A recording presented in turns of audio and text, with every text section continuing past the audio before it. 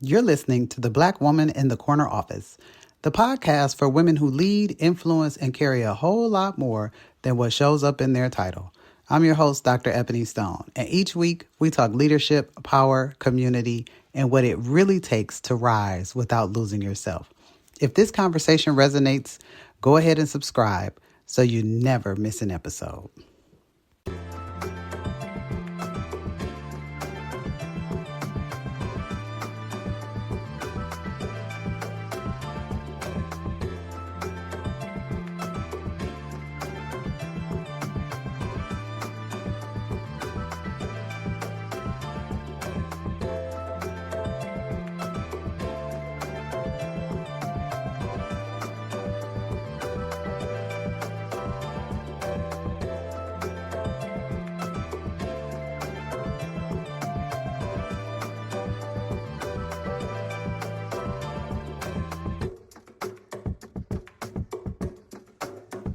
Hi, I'm Dr. Ebony Stone, and this is The Black Woman in the Corner Office. Hello, and welcome to The Black Woman in the Corner Office. I'm your host, Dr. Ebony Stone, and as usual, I am joined by a phenomenal woman today, and I cannot wait to get into this conversation. And so what I want to do is give her a proper introduction by reading her bio, and then we'll get into the real stuff, right? Y'all know how I feel about bios. They're great. We got to have them. But then we get to really meet the person, right? So let me go ahead and introduce you to Miss Lynnae Brown. I'm going to get her. Gotta love technology. It literally just left my hands. Give me Here we go. Well, maybe I'm not going to introduce you to Miss Lynnae, and we'll read her bio later because my technology is not working. I had it pulled up and it just left. Nope, here we go. I got it. Okay. Lynnae Brown is a consultant, strategist, and speaker who helps people belong to themselves at work. Keep that in mind. She helps people belong to themselves at work. She spent over a decade training and developing people in mental health recovery for employment and workplace navigation, lecturing at New York University, Mount Sinai, and Columbia University, delivering keynotes across the country, and serving on New York City Mayor Bill de Blasio's Community Service Board, where she chaired the Mental Health Committee and co-chaired the Criminal Justice Committee. That foundation now informs her work with professionals across industries, helping people orient what's actually happening in their workplaces so they can make work better for them and their lives. She holds dual concentration degree in international business and marketing from Northeastern University. Welcome, Lynnae. Thank you, Dr. Ebony. How are you? I'm great. How are you? I'm great. Now that I can get this technology working, we'll see. We'll see what happens. Listen, I had if you are one of my regular listeners, you know that when I first started this, technology gave me the blues. At one point, I had so this picture I love behind me, but at one point I had a picture that had shoes on it, and it said, life is short, just buy the shoes, or something like that. Mm-hmm. And in the middle of a podcast episode, it fell off the wall, like all kind of things. Technology wouldn't work, right? But listen, that's life. That's what happens in life, right? And so you just got to roll with it. So I want to get into it. We heard all of who Lynnae is, but I don't think that really tells us who Lynnae is, right? Bios are great, but conversations are better.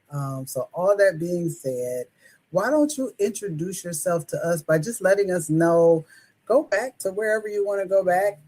I don't know, childhood, college, career, last week, whatever you're comfortable with, and tell us, who is Lynnae? Set the stage for us. You know something?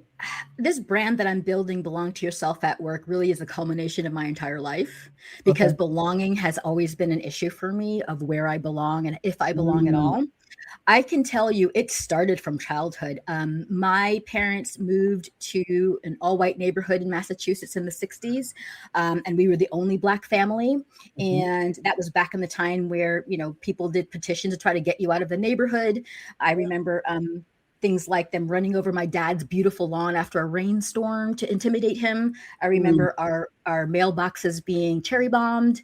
Um, Oh, so goodness. we were not welcome in the neighborhood when we first got here. My parents, their I don't know, coping mechanism or strategy was about, will be it was what do they call it? Respectability politics. You Mm, be above. You have to be perfect and be above all of this and prove that you are just as good as they are, sort of thing. yeah. But being the only chip in the cookie, as I said, like in grammar school and stuff, Yes. it does something to you, Yes, it right? does. And I think looking back, I internalized the racism to be there was something wrong with me, or I didn't Mm, belong. It mhm. wasn't about trying to find where I belonged. It was this consistent mirroring that I didn't belong. And I didn't have the wherewithal back then to understand, to make the distinction between like there was something wrong with me versus this is just plain old racism, plain and simple. Yes. Yes. And so the lifelong quest to belong really kind of like underpinned my entire life. Mm, I think it became really interesting, however, is at Northeast University, where I went to undergrad. I went there because I liked what was called the co-op program. And and what was great is so that you go to school for 6 months and then you go to work for 6 months as a way of building your resume to go along with your degree. So by the time you yeah. graduated, you would have like some work experiences. Mhm, mhm. Well, I worked at Kraft. I worked at AT&T.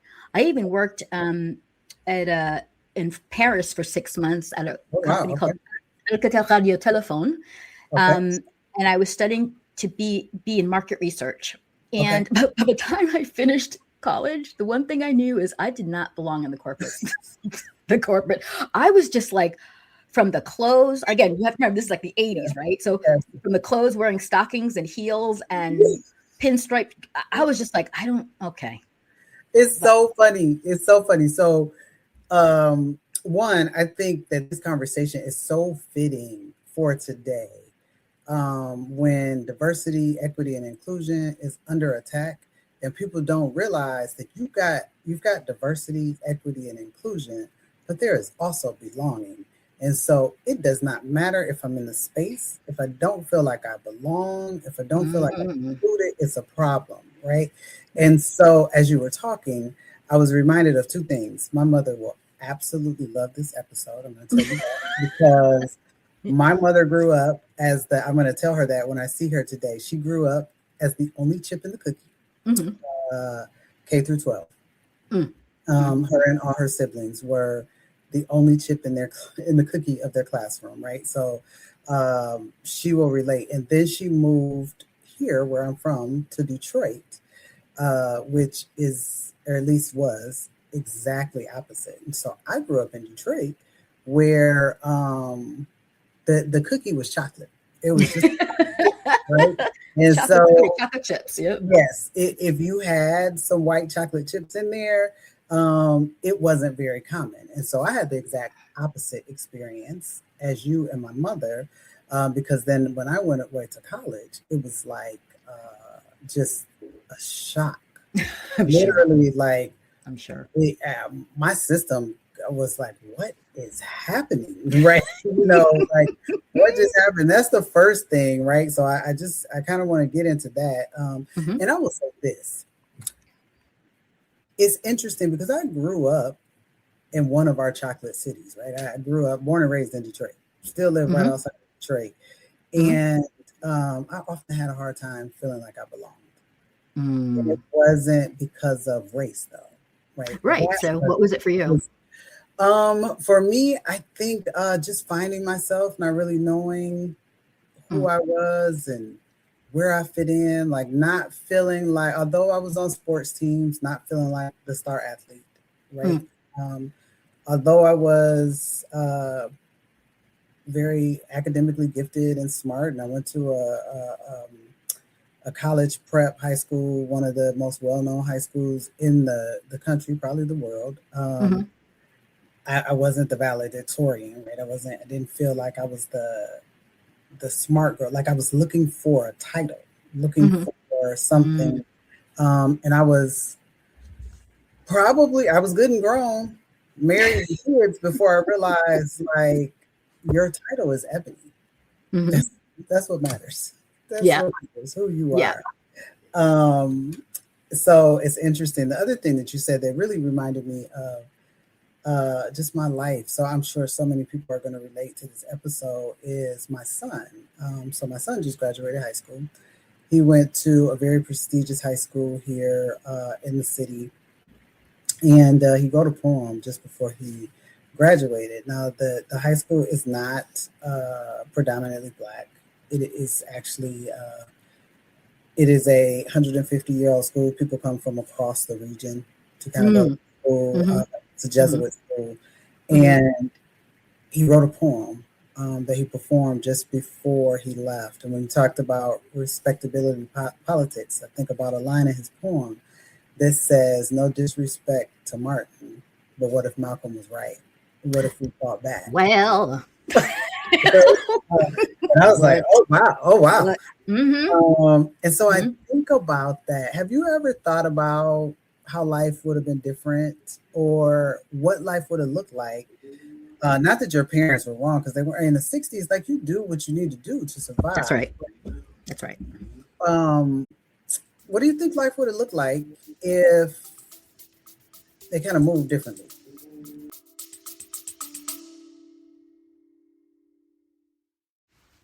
Before we continue, if you've ever felt the pressure to perform, produce, and prove while carrying everything else, I wrote The Power of the Pause for you. It's a practical guide to leading with clarity instead of burnout, and it's available now, along with corner office apparel designed for women who mean business. Check the show notes for your link so you can get your copy or you can get your t-shirt.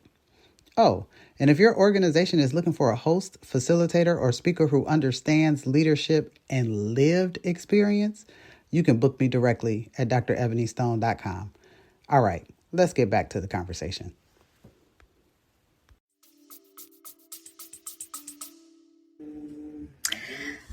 Do you know something? I'm not really sure because I don't.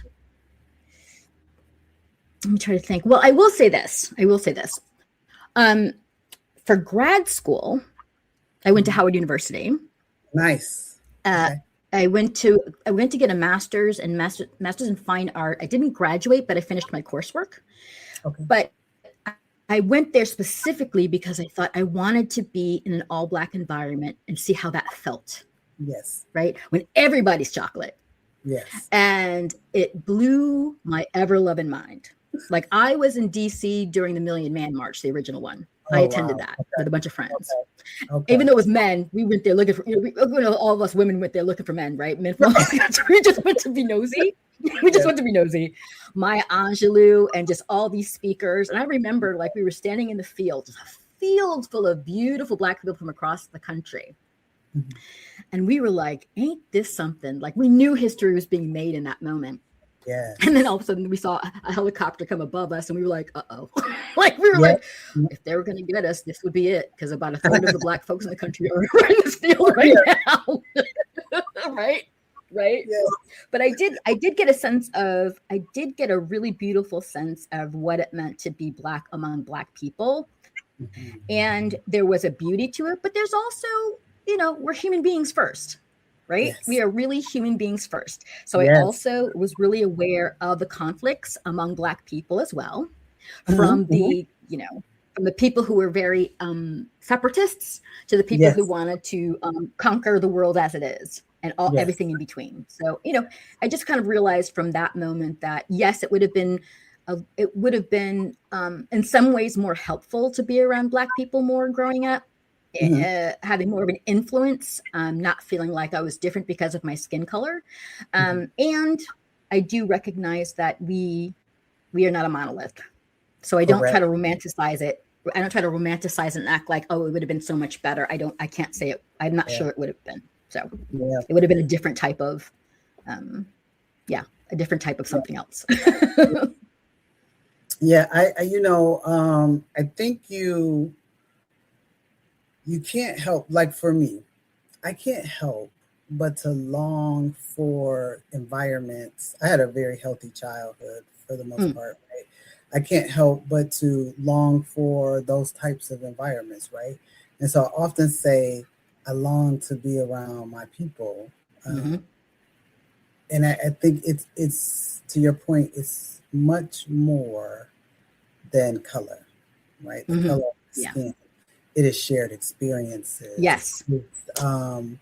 The shared cultural references that I don't have to explain. It is the, I've said before that I looked for, when I was looking for my current therapist, I looked for a Black woman purposely because I did not want to have to explain what it meant to be a Black woman in this world. I didn't want to have to explain why I worried every time my husband is 10 minutes late. I didn't want to have to explain why I worry when my kids' phones die. It's not a worry of, he's doing something he's not supposed to do. I don't know if he's on the side of the road being detained or, what's going to happen. And I don't want to have to explain that. I don't want to have to spend my time or my dollar explaining. I wanted to work through it, right? To work through it, which brings me to the work that you are doing in this space, right? In this mental health recovery space and helping people belong to themselves, right? Explain what that means. What does that mean? Belonging to yourself. Basically, it's about creating a situation where you can work in the system as it is, but not become of it, right? Figure out how to make the work for you as opposed to you work, working for them or working for the system. Yes. And I would say where that came from was, so the most prolific job that I had was most important to me was I managed a employment preparation program in New York City. And my job was about offering this very extensive training to people in mental health recovery to become what's known as peer support workers. Peer support workers just are people with lived experience who are working within the social service system, helping other people in their own recovery process and using their lives to inform how they work with people. It's kind of like having somebody in the room who, like if you're receiving services in mental health, one of your support systems would be a peer, and having somebody beside you saying, I've been through what you've been through. You're not alone. I know exactly what you're experiencing, and you get to bounce off ideas off that person as a person receiving services. So I was working as the training coordinator and then the director of the program. And it was one of those extensive programs too. It was 20 weeks of in-class training, 400 hours of training, taking people from becoming a service user to a service provider. That was the journey they were taking. So they were coming in, they had the experience of mental health recovery in their own lives as a service user. And the training was trying to get them to then take that lived experience and how do they use it to inform how they work, so they support other people. How do they use that to inform, to support other people in their recovery process who are receiving similar services? And that was a journey, right? That's a whole journey now. The backdrop of social services is that, and if you've ever worked in social service, which you know that we live in a country that does not take care of its people. That's why we have social services, right? Our overall, our government and our culture does not believe in taking care of its people's basic needs. Argue with your mama. Just really argue with your mama because it's true. It's just fact, right? And so social services is very underfunded. And because of that, workers, including peer support workers, are expected in this complicit way. It's not overt, it's very covert, that you're supposed to fill in the gap between funding services and the needs that people have with your own personhood. Right. You are meant, because you are forced, because of the lack of resources, you're kind of forced to kind of fill in that gap. Yeah. Because the thing is, the government will give you $1 and want you to provide $20 worth of services. I mean, that's literally how social services is set up, right? Yeah. So because of that gap, I would see peer workers in this situation where, the basis of their work was their own lived experience with mental health. They already came with a vulnerability, right? Yes. Of a mental health condition. And we were putting them in a workplace that was not going to hold them, that was not going to care for that part of them. Yeah. Right. So it was always on my mind, this idea of how can we support people to do the work and not succumb to the dysfunction of the work. So that's where this whole thing started really gelling for me. This idea of how can you be in the system but not become of the system? Like how can how do you have to approach it? Yeah. That's where the idea started from. Okay. But what evolved over time is understanding that part of belonging to the system or part of belonging or fitting into the system as it is. Yeah. There's an understanding that you will give up parts of who you are to be here. Mm-hmm. Right? Whether it's the language you use, and there's always corporate speak, circle back as opposed to, can we return to this topic? To circle back, that sort of thing. to, just using really weird language, to the politics in the office where, that are so very unreadable and untenable. And I used to remember thinking like, I'll give another example. People understand what I mean by this. It's like, I used to have a supervisor. This is in social services. I had a supervisor who would say to me, "Oh, I suggest that you." Now, when you tell me suggest, that means to me that I can take it or leave it. Right? That's what suggest means. It's like, that's not what the conversation means in corporate. Exactly. But I found out later it was a directive. Yes. And I was like, now you put somebody in who's emotionally vulnerable in a situation like that. And that's just that gaslighting, that sort of like double speak, that idea that you're not really saying what you mean. Mm-hmm. And then people get, ostracized or punished for not living into that. Mm-hmm. It's gaslighting.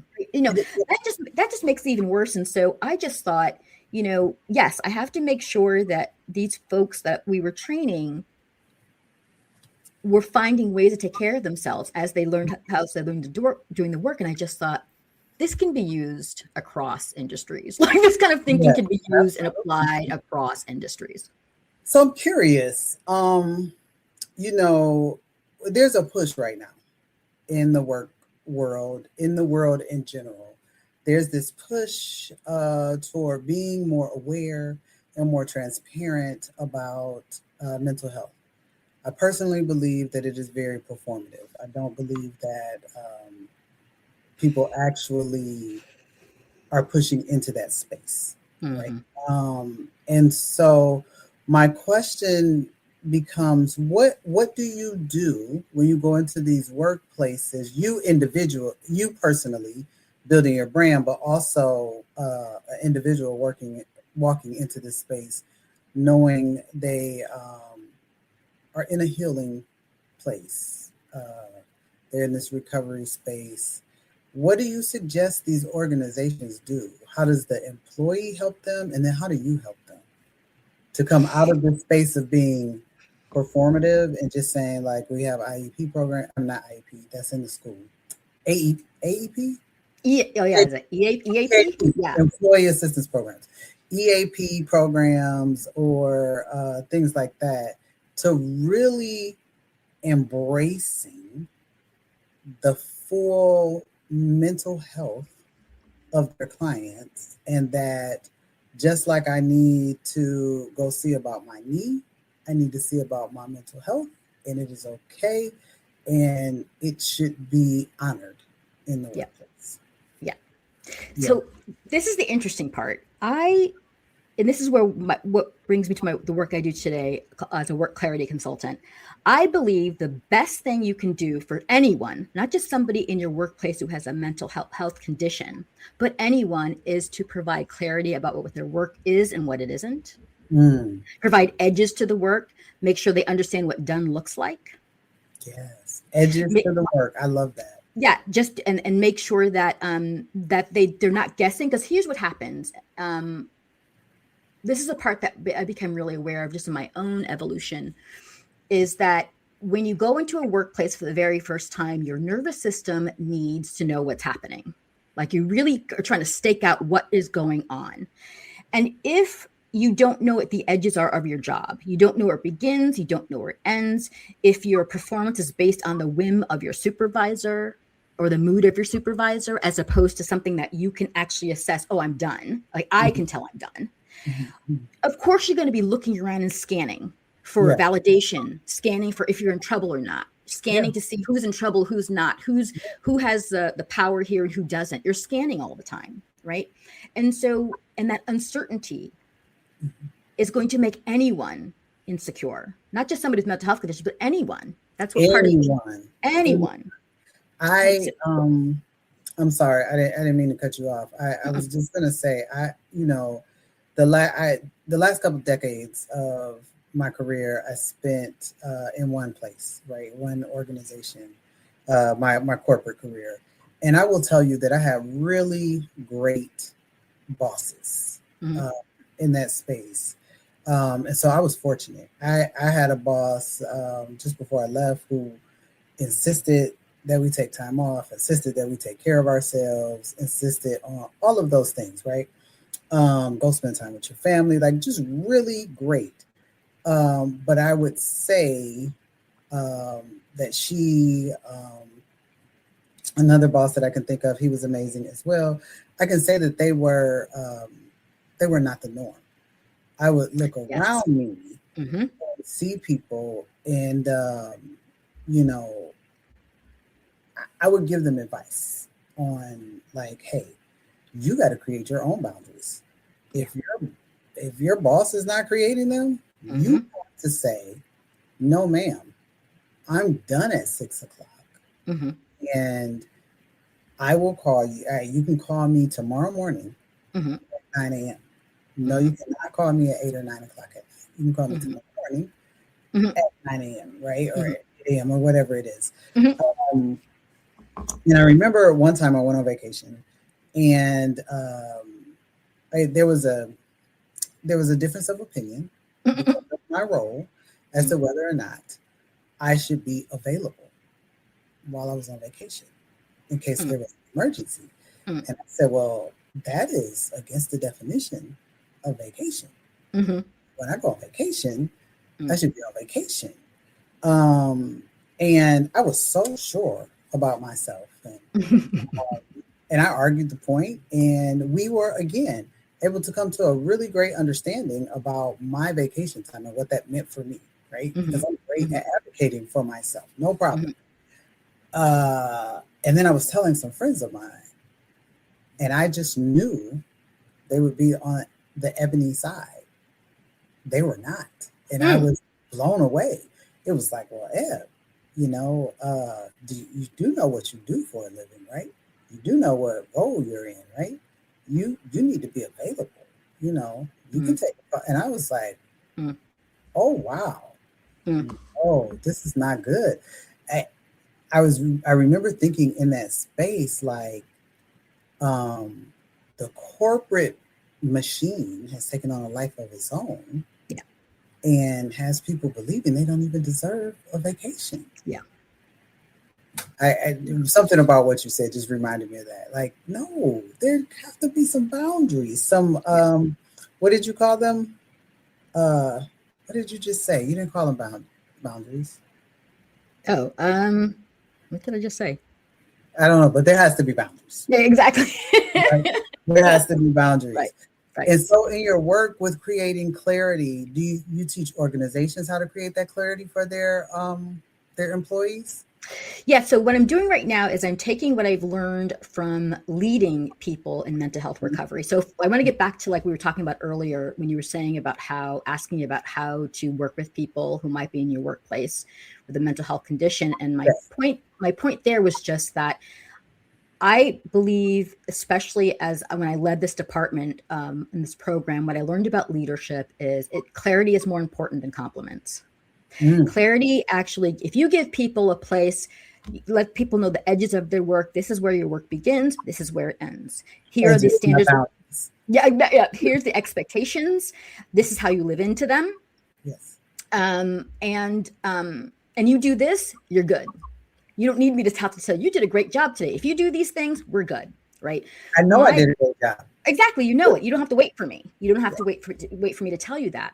I also led in a way that was so that providing context for the staff, because there'd be rumors in the organization and everyone's people getting laid off or what's happening, and I would do my best to actually provide as much context as I could to get rid of uncertainty, to try to decrease. Here's what we know, here's what we don't know. Here's what I can say we can do. Here's what I'm not sure about, but I would really make sure I'd provide context to reduce people's anxiety, reduce people's like, oh, what's going to happen to us sort of thing, and just keep people focused on the work. And my job as a leader was also to make sure that, like, this is going to sound kind of bad, but like I couldn't, when I decided to become a leader, I thought to myself, one of the things that used to stop me from even going for leadership positions is like, I don't like people that much. Like, I don't like, there's a part of me that's like, relationships with people. It's like, I have to keep up people's kids. I got to cut people what they're doing in their lives. I can't do all that. Like, that's a lot for me. To me, that's a lot. But you know what I can do? I can make sure that, you're doing your job efficiently and well. Yeah. That everything you do matters. I will make sure you're working very efficiently. So when you go home at 5 o'clock, your work mattered. You're not going to hear from me on the weekends or after hours. I'll see you tomorrow. Yes. Because again, I think the only profession that needs to have in 24/7 are doctors. I don't know about anyone else, but like doctors, yes, because health is weird. But like my vision was always like, I cared for you by keeping your work contained. Yeah. Yes. So that way, that's how I cared for people. So I might not remember, maybe not remember your anniversary, your 50th wedding anniversary, but I'm going to make sure you're there. Yes. I'm going to make sure you have your time off to go. Yes. I was the type of leader who, like, I believe people had the right to take the vacation when they wanted to, not when it was convenient. So if it meant our team was down 3 people at one time, we'll figure it out. Go take your vacation. You earned it. That's what it's for. And the rest of us will figure it out. And the whole staff felt that way because we had each other's back. Yes. Like it's the clarity that built a teamwork that I don't think compliments could ever do, because compliments are fleeting. No one remembers them. You're going to have to consistently do it. But if you're clear about what your work is, what the expectation is day in and day out, you can tell for yourself, my work is good. I'm done. I can go home with a clear conscience and consistently living into that. And so that's how I led. And so as I develop my work now, this is the leadership I want to see in the world, because I think a couple things. One is I'm not saying other leadership programming is wrong, but I am saying there's got to be another way to invite people like myself to be leaders, right? There's other ways to lead people. Not just about the schmooze, not just about having the great charismatic personality and getting everyone to love you and friendship and family. Yes. We know, because the fact is, we know, it is very clear to us that corporations cannot uphold belonging. They really can't. They don't have the wherewithal, because we're now seeing people losing their jobs based on profit, not performance. Like, we see it. Yeah. So you can't tell me I belong when in a month you can get rid of me because you need money to fund your AI. Right. Absolutely. Right? That's contradicting. Yes. So I can't believe, and so where I'm coming from now is I don't care what the company says, you really don't have the ability to uphold true belonging, because that means trust. That means, basically you have to make me feel you have my back. And you can't promise that when you at a company, when you know perfectly well, you have to deal with funding and profit, and you're going to make sure you are upholding what the stakeholders want, or what the political, what your funders want to do. And Absolutely. That it might mean having to let people go. That's just fact. So yes. That's how I feel about that. Yeah, I think that, but that, you know what? That's fair, and it's transparent, and it's clear. Yeah. You also have to, I believe, as an employer myself, right? Because now as an entrepreneur, being on the other side, so having been an employee, being a leader, and now being an employer, I think it's also fair that you understand the other side of that, and that while as an organization, you are doing what you need to do for your bottom line, Yes. you have to understand that as an employee needs to do what they need to do for their bottom line. Hello. So if that means, right, that said employee is going to go to another job that maybe pays them more, has better benefits, or is closer to mom that I'm caring for, or whatever it may be, I believe as an employer, it's my job to support that, to celebrate that, in a way that people don't feel guilty about it, right? Mm-hmm. Mm-hmm. Because really the exchange is, I'm going to do this list of 10 things for you, and in exchange, you're going to give me a check. And we are going to respect one another, hopefully. And so I think if you create that space, I want my employees to be able to say, hey, this, I've got to make this change, or I've chosen to make this change. And I want to be the type of employer who says, that's amazing for you. Yeah. Even if it is detrimental to me, because to your point, none of it, unless you're an actual brain surgeon or a heart surgeon, none of it's brain surgery or heart surgery. Like, I'll hire somebody else. Like, it'll be okay, right? But let's celebrate the human. Yeah. Let's just celebrate the human and know, just like you make choices for your organization, the human has to make choices for themselves and their family. Yeah. And that's okay. And I think if we could get to that point, well, Lynnae, we're not at that point. Oh gosh, no. These whether you're doing profit or nonprofit, an organization, the organization is going to look out for themselves priority. Yeah. And the people who are in power, the people who can make those decisions, have a very definitive and kind of oftentimes a narrow idea of what it means to care for people and care for employees. And like I said, and I found it very contradictory, because this whole teamwork and being a team player and we're a family, I thought to myself, you can't say that. You can't uphold what it means to be family. You cannot uphold what it means to be a team. You have to have my back. And if you don't have my back, we're not a team. Yes. And again, as a woman of color, as a person of color, as a Black woman in America, you know perfectly well. Mm-hmm. People can change on a dime for whatever reason.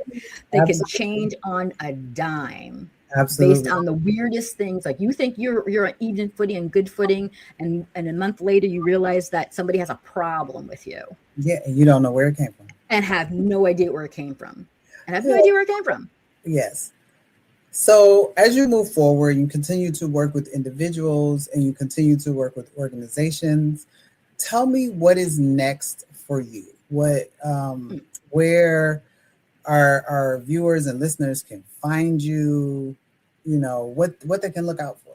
Sure. So you can find me on my website, LynnaeBrown.com. I'm also posting a lot on LinkedIn. I'm there every day posting stuff about clarity. And my work is really about helping people to identify ways that they can put some space between themselves and their jobs. I mean, one of the things we talked about earlier is this idea of marrying your talent over your title. This is one of the things I really was talking to I was working with the people I was training around, because in peer support, they would go to a job and feel and take it very personal because they're using their lived experience. And yet if they had lost funding or they lost their job, they would take it really personal. Yep. And not rightfully so, because they're using their lived experience. Yes. And so a lot of my coaching was around, well, your talent is your lived experience and how you support people, right? That's your talent. You can take that any place. And that's why I say marry your talent, not your title. So that way you always feel nimble. Things aren't personal at the job that you're at, but you also know you own your talent, and you can take your talent someplace else. Yes. Right. Yes. Love that. That's another version of belonging to yourself at work. And so that's the work I do now. And that's what if you find me on LinkedIn, those are all my postings are all about. Things like that. Yeah. We talked about that, right?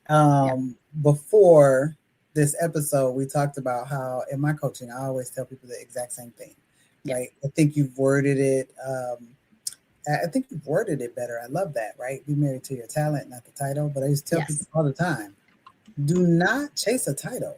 Yeah, Go don't. chase the skill set. Like, build the skill set, because titles come and go.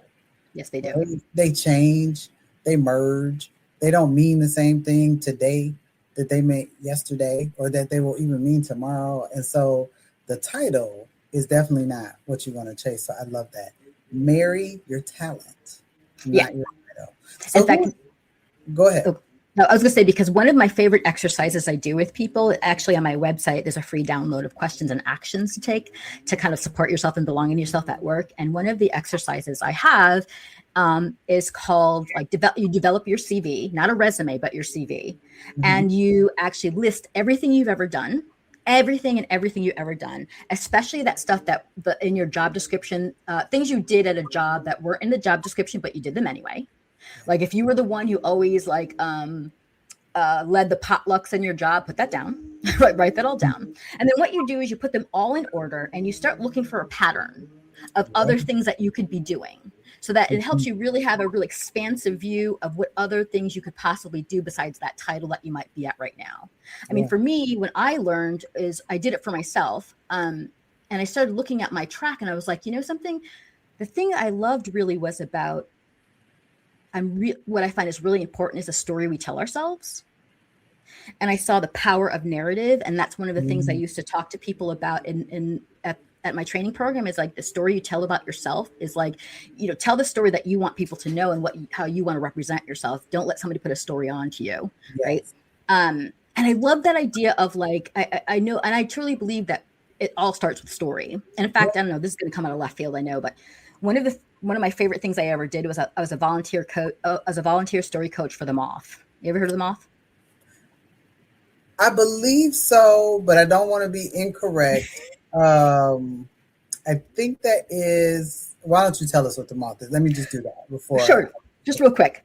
The Moth is a nonprofit that believes in the power of storytelling. They have a podcast, and they're just really prolific around telling personal stories. And so I was a volunteer story coach in the community outreach program. And I used to help people take a story from their own life and figure out how to tell the story in 6 minutes at a mic, right? Yes. So I would sit with somebody and they would tell me this random rambling story about their life. And yet we have to figure out, okay, how do I turn this into 6 minutes? Oh my goodness, right? Oh my goodness.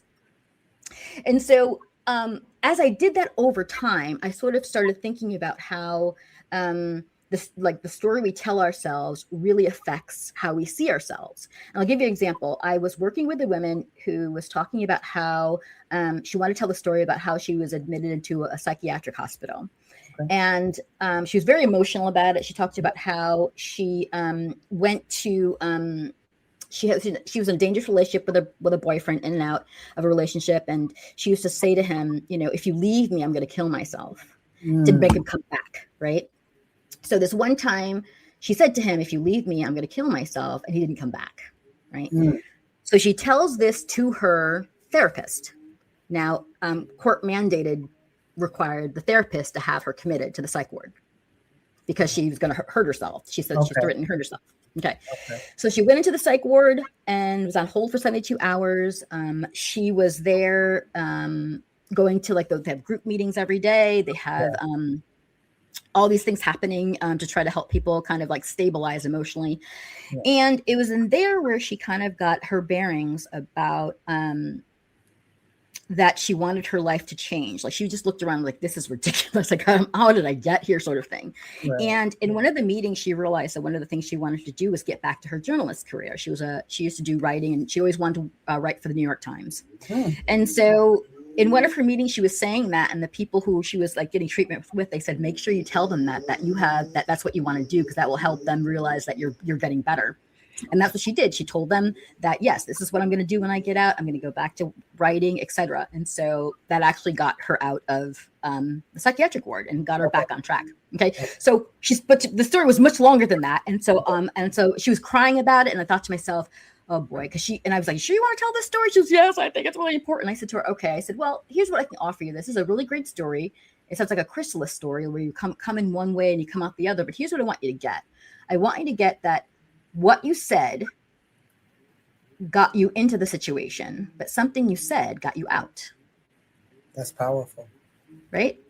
Yeah. And because she saw her participation in getting in and getting out. And it wasn't a blame. It's just about, you said something that got you in, but you said something to get out. Yes. Gave her a sense of power around her story. She no longer cried when she was talking about it. She kind of got really excited to tell her story. She got to that mic and like wailed. She was awesome. She did her 6 minutes and got a standing O. It was so great. And on top of that, she ended by saying she actually did get to write for the New York Times. That's how the story was. Right. That's you see what I'm saying? So Yes. that's what I'm saying. It's like the power of story and how people talk about themselves. And so when it comes to all of my work, that's what I've always come down to, is like, it's how we talk about who we are and how we talk about where we're from and how we talk about like what's important to us is where this all starts from. Yeah. So I'm always coming back to story. I'm always coming back to, and like going through my CV, I also realized that my strength was also orienting people, because sometimes I saw in social services a lot is that, you're at a meeting and someone goes, we should do this. And everyone would jump up. Yes, let's do that. And go running off. And I'd be like, hold on. Like, can we talk about this? Like, let's make sure this is a good idea and where, what makes sense and everything like that. I'm the orienter. I will stop you in the heartbeat and say, wait a second, let's make sure we're looking at all the 360 around the idea. And I know it drives people crazy sometimes, but my way is like, I believe in like doing the work at the beginning, because then there'll be no work at the end. Yes. Love that. Yes, do the work in the beginning so there's no work at the end. I love that. I love that. Yeah. Let me ask you this. Sure. First of all, that story is very powerful. Thank you for sharing. Yeah. You said that you had 6 questions on your website. I think you said there were 6. Yes. Okay. That we can go and take. And what will that show us? Yeah. Okay. So there's 2 downloads. Okay. There's one called Start Here with the 6 Questions. And these are questions that it's so funny. I actually taught these questions I had a training last year called Social Service Survival Guide. Okay. And the point of the class was about helping people recognize the stuff that they may be bringing to work. That's kind of that makes work harder for them than it has to be, right? Okay. So say for instance, one of the questions, the 6 questions start with, what is your relationship with work? Okay. First question. And the sub questions are like, what did work mean in the house that you grew up in? What jobs were revered and which were reviled? What does work give you besides income and benefits? And how else could you get those benefits? How else could you get those things? They're just questions to kind of start helping you think deeply about your relationship to work. Okay. And maybe be able to see something there that can help you rethink how you relate to people. For me, it was, I know the question that really got me was the idea of my relationship to authority. Because the idea of authority to me was danger. And so my thing was always about, I didn't want my manager in my business, because again, that authority made me feel like, you're just trying to trip me up. Again, that's what I was bringing to it. You're just trying to trip me up, right? So I used to overwork, be perfect, make sure you had all your answers so that you weren't in my grill. But I actually worked myself into the ground doing that, because you can't be perfect all the time. Like that's the stuff that if you're trying to dot your I's, crossing your T's, putting dots at the, periods at the end of the sentence all the time, it just wears you down. We're all human. You're gonna make exactly. You're gonna make a mistake at some point. Yeah, it wears you down. So that's one set of questions I have, are questions that you can ask yourself to help you start thinking about rethinking your relationship to work itself, right? Okay. And then the second download is called 6 Actions to Take to I call it Let Go Without Leaving. Meaning ideas to put into action now to create something new in a work situation that feels old. And you can do any or all of these and see what comes up for you. Like, again, one of them I gave you earlier about developing a CV and then trying to see what's the thread through to build the evidence of your talent. I mean, one of the things that I found really helpful is after I developed my CV, I put it into ChatGPT and said, okay, here's everything I've done for, 30, 40 years. ChatGPT, what other jobs could I do? What else could I do? And I kept saying it over and over again. What else could I do? Came up with the craziest. I was like, I could do that. Oh, okay. It got me thinking. And actually, it's what's got me thinking about working for myself, because I just thought I am a good consultant because I'm a cross-pollinator. I'm a generalist, and I can see how this is connected to this over here. And that got me, there's room for that. Some people are specialty people and some people are generalists, and I'm a cross-pollinator. And so that's what got me thinking about I could do other things. And so, so these other ideas that I have, again, 6 actions to take to let go without leaving, are just ways to kind of help you stay where you are. Because, most of us aren't trustafarians. We need to stay in our jobs to keep our benefits and checks. Yeah. But we also need some space, right? That's the real point. But, we need some space to start thinking about what else could be possible. Yes. That's what those 6 actions are for. To help you start thinking about other ways you contribute, other ways you can see yourself, other ways that you can show up and contribute and get income. So that's the point of that. I love that. So you know what I'm going to do when we're done. Okay. Well, I'm going to, so probably not today, but this weekend at some point, I'm going to go answer the 6 questions and then figure out, because, you said, you just got me to thinking, what does work mean to you outside of a paycheck and benefits? And I think that's a very powerful question that a lot of people can't answer.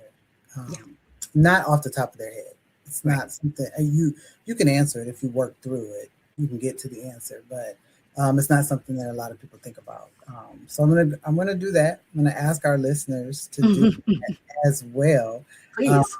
And I'm going to ask them, to drop in the comments wherever you're listening to this. After you take it, drop in the comments and let us know what it means to you. Right? Yes. I'd love to actually hear about that. But you talked about storytelling, and one of the things that I always ask all of my guests is about storytelling. It's about the story of their life, and it's about the work they do. And so I'm curious, if someone were to write a story about your life, put your life on the big screen, right? I'm sure you can imagine that as a storyteller. What would you call that story? And who would play Lynnae? Oh, okay. So I can't decide between Hot Mess Express or She Can't Say No to a Potato. That's what you got to explain. So the Hot Mess Express, I get, but you can't say no to a potato. What is that? What is that? Anyone who knows me knows that between potato chips and French fries, like I just lose myself. Gotcha. I love that. And it's very catchy. Exactly. And I would have the comedian Nicole Byer play me. Okay. Because I love to listen to her. She cracks me up, and I'd be like, yeah, I'd say something like that. Every time I listen to her speak, I'm like, yeah, I'd say something like that. Okay. That's amazing.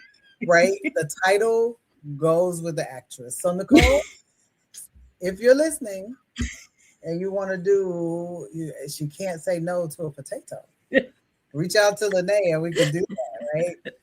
So listen, Lynnae, it has been an absolute pleasure talking to you. It's been fun and joyous speaking to you today.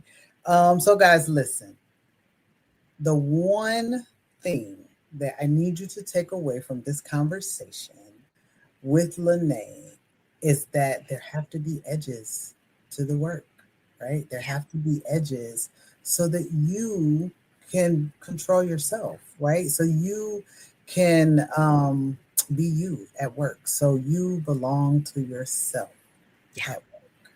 Yeah. Okay? All right. So you guys know what to do. Lynnae, thank you so much for being here. You guys jump into the show notes, take those questions, grab that link to Lynnae's website, and let us know what the workplace means to you or work means to you. And until next time, you guys, keep spreading that Black girl magic on everything you do. We'll see you in a couple weeks. Bye-bye. Thanks. Thank you.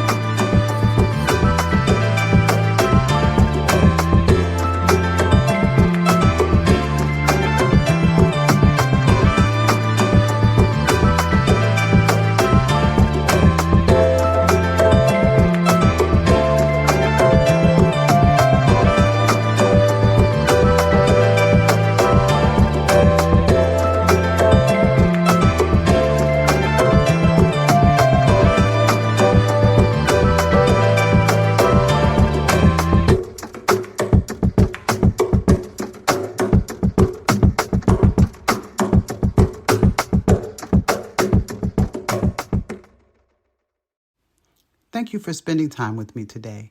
If this episode spoke to you, share it with another Black woman who needs this reminder. And don't forget to subscribe. You'll find links to my book, apparel, and speaking information in the show notes. Until next time, lead with intention and give yourself permission to pause. And you know what else? Keep spreading that Black girl magic on everything you do.